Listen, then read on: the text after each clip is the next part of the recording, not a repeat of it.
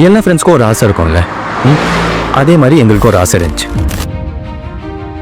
சேர்ந்து படம் பண்ணு. அவர் டைரக்டரா, நான் ஹீரோவா? நான் எடுக்கிறேன் மாமா படம், கதை தான் ஹீரோ.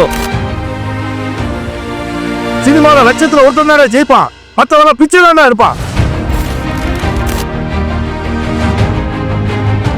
சினிமாவில் தூக்குறேன் 99,999 பேர் மட்டும்தான் பார்க்குறேன்.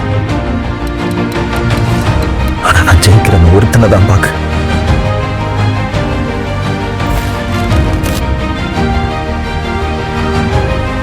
பிரதீப் ரங்கநாதன் ஹீரோவாக நடிக்கும் திராகன் திரைப்படத்தின் ரிலீஸ் தேதியை தள்ளி வைத்துள்ளதாக படக்குழு அதிகாரப்பூர்வமாக அறிவித்துள்ளது.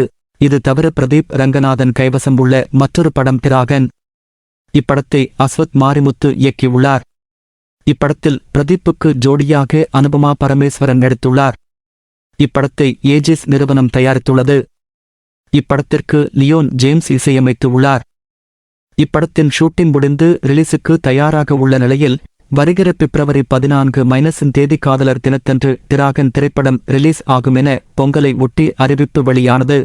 ஆனால் கடந்த சில தினங்களுக்கு முன்னர் அஜித்தின் விடாமுயற்சி திரைப்படம் பிப்ரவரி 6 தேதி ரிலீஸ் ஆகும் என அறிவிக்கப்பட்டதை அடுத்து திராகன் படக்குழு தங்கள் படத்தின் ரிலீஸ் தேதியை தள்ளி வைத்துள்ளனர்.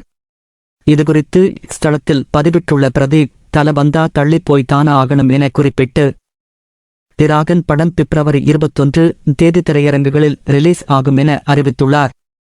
திராகன் படக்குழுவின் இந்த முடிவுக்கு அஜித் ரசிகர்கள் பாராட்டுக்களை தெரிவித்து வருகின்றனர்.